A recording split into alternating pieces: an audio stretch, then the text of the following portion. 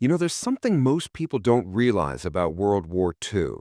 Something that could have changed everything. I'm talking about a machine, a weapon so advanced, so far ahead of its time, that when Allied pilots first saw it screaming past them at speeds they couldn't even comprehend, they thought they were seeing things. But here's the twist, the part that'll keep you up tonight thinking about it. Germany had this technology ready, fully operational, 2 full years before the Me-262 ever entered combat. 2 years. Think about that for a second. Before you settle in, grab yourself some coffee, maybe pull up a chair, because what I'm about to tell you is one of the greatest failures in military history. And I promise you, by the end of this, you'll understand why some historians believe this single mistake, this one catastrophic decision, cost Germany any chance they had of winning the air war. Hit that subscribe button because you're not going to want to miss part 2 of this story. Trust me. Let me take you back to a time when the world was on the edge of something revolutionary, something that would change aviation forever. September 22nd, 1940, a grass airfield outside Rostock, Germany. The morning mist is still hanging low over the field when ground crews wheel out something that looks wrong. I mean, it doesn't look like any aircraft anyone's ever seen before. No propeller. Just these two bulging pods slung under sleek metallic wings. The test pilot, Fritz Schaefer, climbs into the cockpit of this strange machine. Behind him, a Heinkel H-111 bomber fires up its engines. They're going to tow this thing into the air like a glider, because the engines, the revolutionary jet engines that are supposed to power it, they're not ready yet. They've hit problems, serious problems, with the turbines, with the combustion chambers. So they fitted ballasted pods, just dead weight, in place of the engines. The tow rope goes taut, the H-111 starts rolling, and this odd-looking aircraft, this prototype that Ernst Heinkel has bet his reputation on, it lifts off. And for those few minutes in the air, gliding silently behind the bomber, the H-280 proves something crucial. The airframe works, the design works. This is the world's first jet fighter, even though it's not using its jets yet. 6 months later, March 30th, 1941, the moment everyone's been waiting for. Fritz Schaefer takes the controls of the H-280 V2 prototype, this time with actual working engines, the HES-8 turbojets. The engines spool up with that distinctive whine, that sound that would become so terrifying to Allied bomber crews years later. The aircraft accelerates down the runway and it flies, under its own power. The world's first jet-powered fighter aircraft has just taken flight, and most people have no idea it even exists. Now here's where you need to pay attention, because this is where the story gets interesting and tragic. Just 5 days later, April 5th, 1941, Ernst Heinkel arranges a demonstration. He's invited everyone who matters: Ernst Udet, the chief of aircraft procurement, General Engineer Lucht, other high-ranking officials from the Reich Air Ministry. And Heinkel, he's got something special planned. He stages a mock dogfight between his jet fighter and a Focke-Wulf FW-190, one of Germany's best piston engine fighters. The two aircraft take off, circle the field, and then it's not even close. The H-280 completes 4 tight circles before the FW-190 can complete 3. It's faster, more agile at certain speeds, and it's operating on technology that makes every other fighter in the world obsolete. The officials watching from the ground, some of them finally start to understand what they're seeing. Ernst Udet, he's impressed. For the first time, someone in the Nazi hierarchy shows real enthusiasm for Heinkel's jet fighter. But let me tell you something about Ernst Udet that you need to understand. This man was Germany's second highest scoring ace from World War I, with 62 victories, a legendary pilot, a showman, an acrobatic performer who could make an airplane dance. But here's the problem. He knew absolutely nothing about industrial production, about managing complex aircraft programs, about the brutal realities of mass manufacturing. Hermann Göring had appointed Udet to this position, Chief of Procurement and Supply, responsible for all aircraft production, armament, and supply, in February 1939. Why? Not because Udet was qualified, not because he had any business sense or organizational skills. No, Göring appointed him partly because of their old World War I friendship, and partly because Udet's incompetence made him less of a political threat. Think about that. The man in charge of equipping the entire Luftwaffe was chosen specifically because he wouldn't be good at his job. And there's more. Udet had this obsession, this fixation on dive bombers. He believed every German aircraft should be capable of dive bombing. He even demanded that the Heinkel 177, a four-engine heavy bomber, be redesigned as a dive bomber, which was completely insane, which ruined its development. Senior designers like Ernst Heinkel tried to change his mind, tried to explain why this made no sense, but Udet wouldn't listen. So when Heinkel showed him this revolutionary jet fighter, Udet was interested, but not interested enough, not committed enough to push it through the bureaucratic chaos that was the Nazi aircraft industry.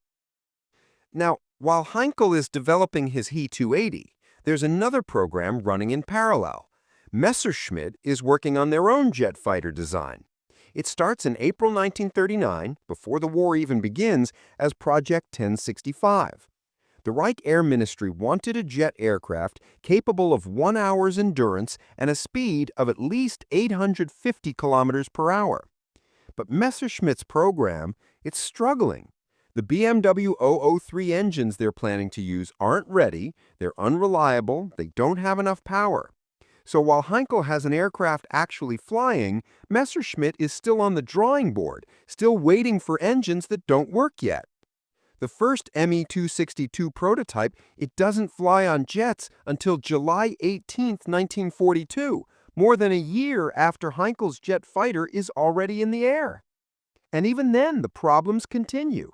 Engine failures, metallurgical issues, shortages of critical materials. But here's what you need to understand about the situation in Germany at this time. The country is winning. In 1941, 1942, Germany looks unstoppable. They've conquered most of Europe. They're deep into the Soviet Union. They're winning in North Africa. High-ranking officials believed the war could be won easily with conventional aircraft. Why waste resources on experimental jet fighters when Bf-109s and Fw-190s are doing just fine? Hermann Göring, head of the Luftwaffe, cut the jet engine development program to just 35 engineers in February 1940. 35 engineers for the most advanced aviation technology in the world. It's almost criminal, the lack of foresight. And then there's Erhard Milch. After Udet's death in November 1941, and yes, we'll get to that tragedy in a moment, Milch takes over aircraft production. Milch is an able administrator, ruthless, efficient, but he's conservative when it comes to new technology. He's focused on increasing production numbers of existing aircraft types. Adding a new jet fighter to production lines would cause his monthly numbers to drop, and that would make Hitler angry, and nobody wants to make Hitler angry. Let me paint you a picture of what's happening behind the scenes, the kind of chaos that's destroying Germany's chances of fielding a jet fighter when it would actually matter. When the war began, Germany's aircraft production requirements far exceeded what their industry could supply, given their limited access to raw materials like aluminum. But does Göring tell Hitler about these problems? No. Göring simply lies about it. He lies to Hitler, he lies to the high command, he pretends everything is fine when it's not. And Udet, poor Ernst Udet, he's in charge of this massive organization, supervising over 26 departments, and he's completely out of his depth. He's drinking heavily, he's having psychological problems, and Göring is keeping him under control by giving him drugs at parties and hunting trips, using Udet's dependency to manipulate him.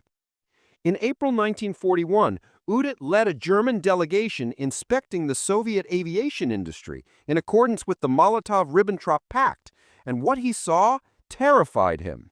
He informed Göring that the Soviet Air Force and aviation industry were very strong and technically advanced.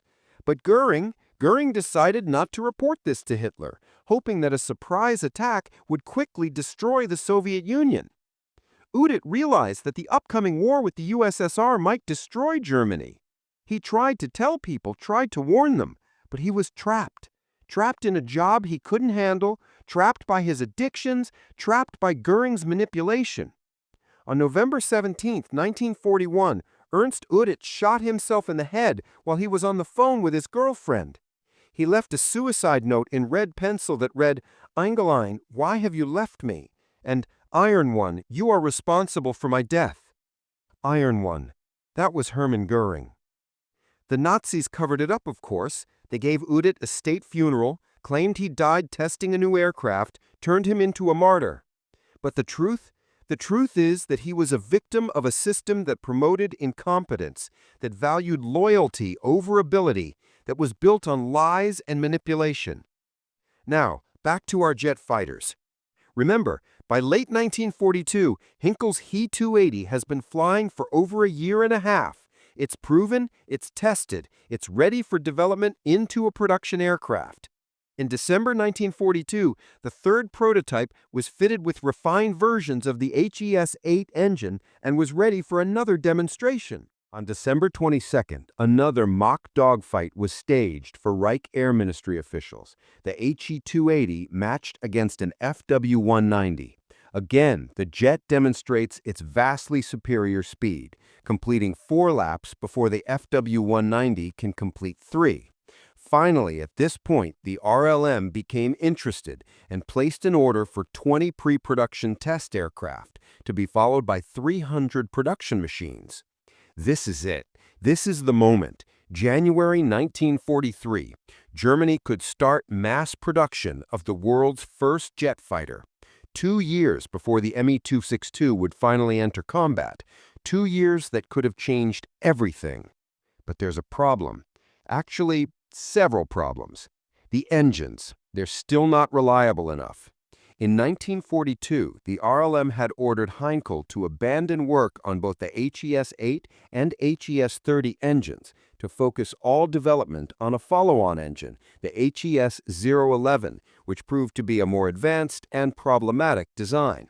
So now, Heinkel has to re-engine his fighter with engines made by other companies. The BMW 003 and Junkers Jumo 004 turbojets become the options. But these engines, they're much larger than what the He-280 was designed for. They're heavier. They change the aircraft's performance characteristics. In January 1943, the He-280 V6 prototype was fitted with Junkers Jumo 004 engines and flew for the first time. And you know what? It flew well. The He-280 with Jumo engines was a capable fighter, fast, maneuverable, deadly. But by this time, the Me-262 V4 prototype is also flying with Jumo 004 engines. And when they compare the two aircraft side by side, the Me-262 displayed a marked performance advantage.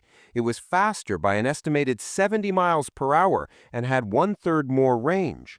While the He-280 had a better rate of climb and higher service ceiling, the Me-262 was the superior fighter overall. And here's where politics and personal rivalries come into play. Willy Messerschmitt, he's well connected in the Nazi hierarchy. His company has been producing the Bf-109, the backbone of the Luftwaffe, for years.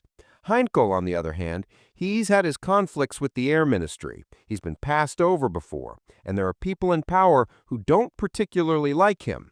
On March 27, 1943, Erhard Milch wrote to Ernst Heinkel, ending the He-280 project. In the letter, Milch stated, "The overall war situation today no longer allows us to run two designs side by side." For Heinkel, it was devastating. He remained bitter about it until his death. The world's first jet fighter, the aircraft that could have given Germany air superiority 2 years before the Me-262 ever saw combat, it was dead, canceled. 9 prototypes built, none ever seeing operational service. Now let me tell you what's happening to Germany's military situation during this time, because it's crucial to understanding why this decision was so catastrophic.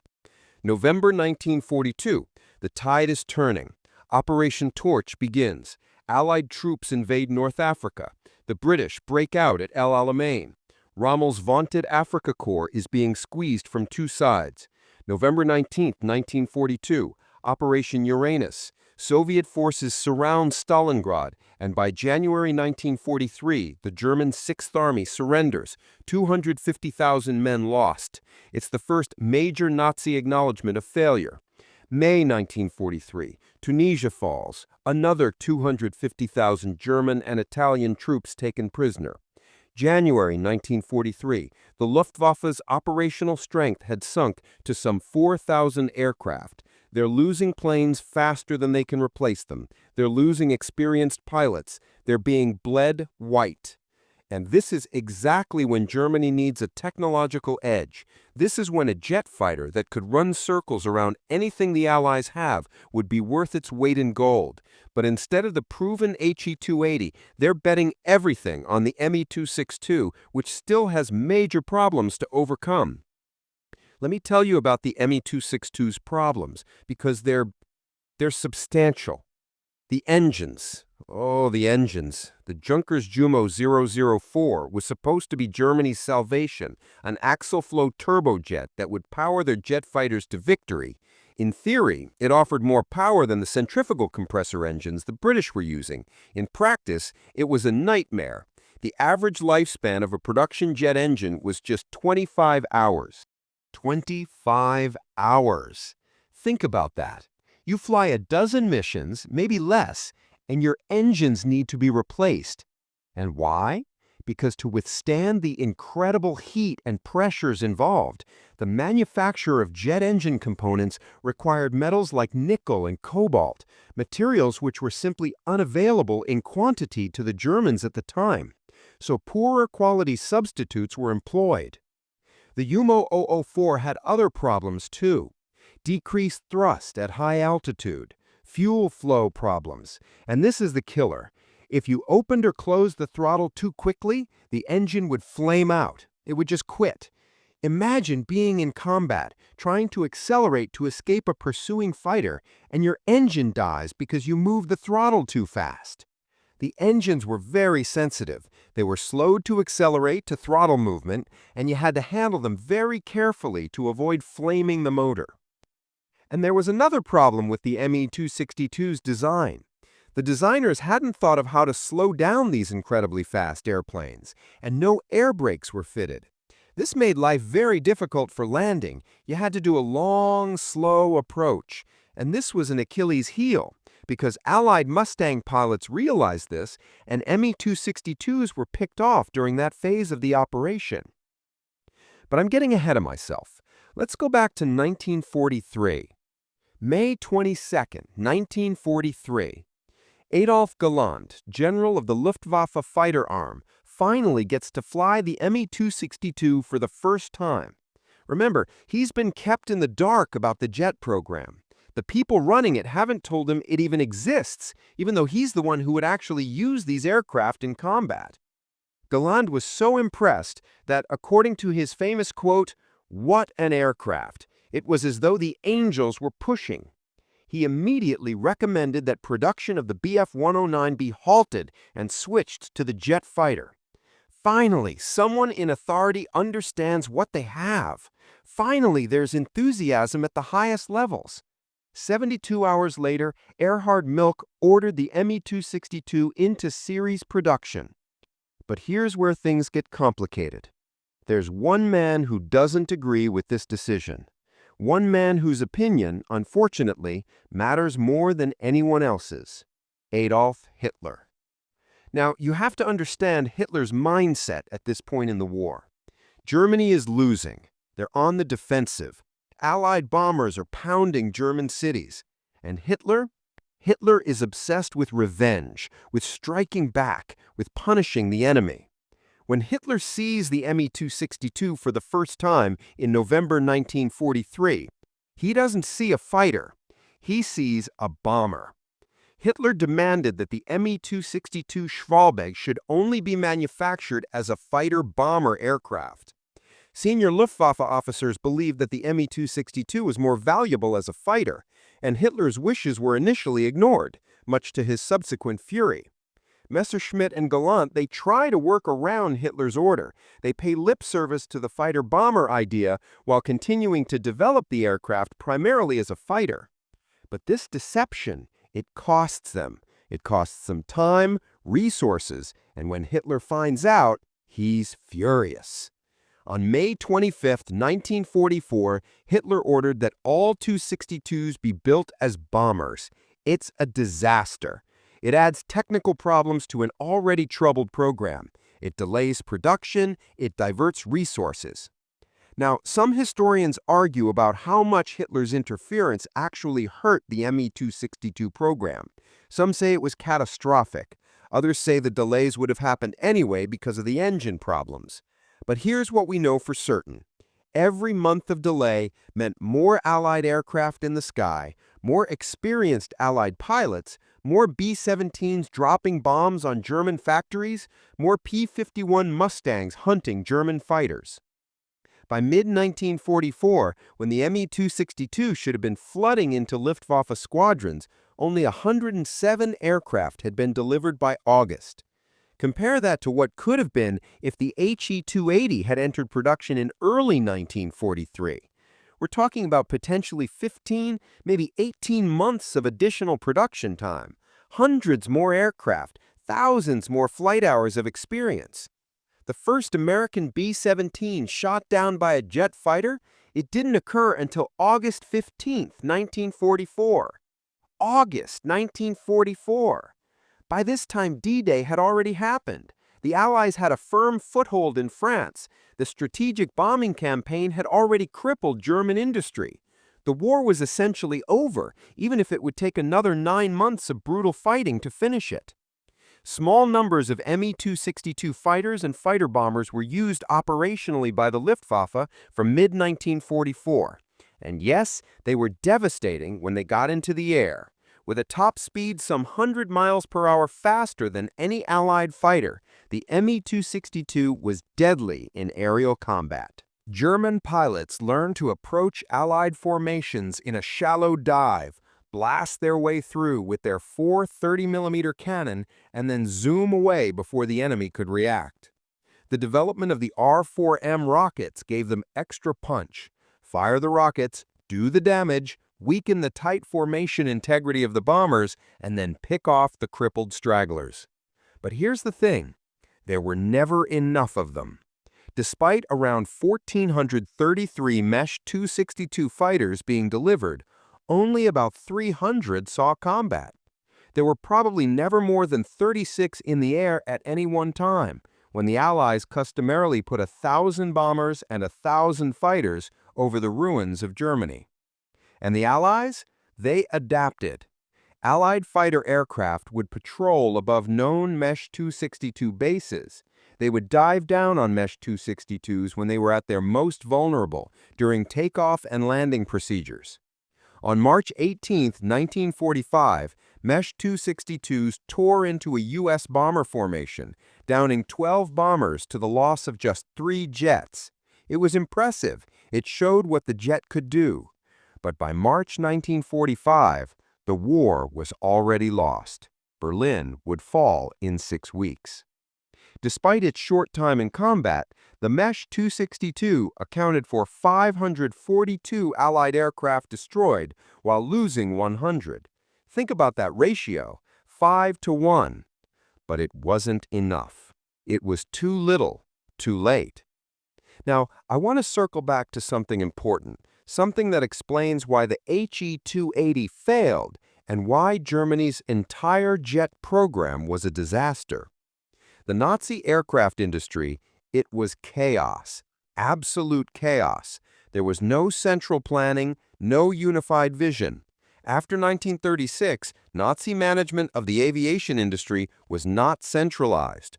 Udet's technical office, Göring, the general staff, Milch, and all the aircraft designers jockeyed with one another for control of the aviation program. Hermann Göring was the real culprit, a corrupt dilettante who had no business running the Luftwaffe. He appointed his World War I cronies to positions they weren't qualified for. He lied to Hitler about production problems. He manipulated people like Udet. He played favorites with aircraft manufacturers based on personal relationships rather than merit. And the companies? Heinkel, Messerschmitt, Focke-Wulf, Junkers, they were all competing with each other, all trying to build everything from trainers to heavy bombers, with no specialization, no efficiency, no coordination. Clear technical objectives were never issued. Programs were allowed to continue regardless of the waste. Resources were scattered across dozens of different projects.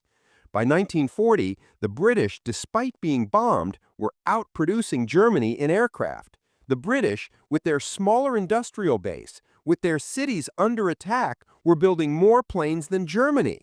It's almost unbelievable. And the opportunities that were missed? They're heartbreaking when you think about them. Imagine if Ernst Heinkel's He-280 had entered production in early 1943. Imagine squadrons of jet fighters, 50, 100, maybe 200 of them operational by the summer of 1943, before the Allied bombing offensive really got going, before the Normandy invasion, before P-51 Mustangs with drop tanks could escort bombers all the way to Berlin. A sky full of He-280s, faster and deadlier than any fighter in Allied service, might have prevented the U.S. 8th Air Force from building up its bomber offensive over Europe, and might even have forced the Allies to postpone the invasion of occupied Europe. But here's the thing. There were never enough of them.